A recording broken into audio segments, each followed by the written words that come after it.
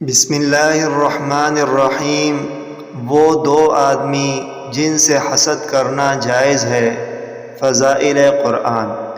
وعن ابن عمر رضی اللہ عنہما قال قال رسول اللہ صلی اللہ علیہ وسلم لا حسد الا على اثنين رجل آتاه الله القرآن فهو يقوم به آناء الليل وآناء النهار ورجل آتاه الله مالا فهو ينفق منه آناء الليل وآناء النهار۔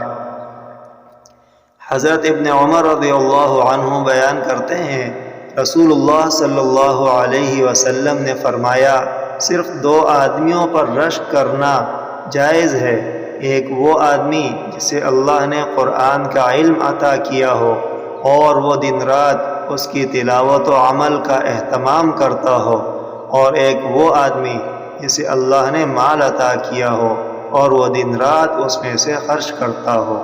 متفق علیہ۔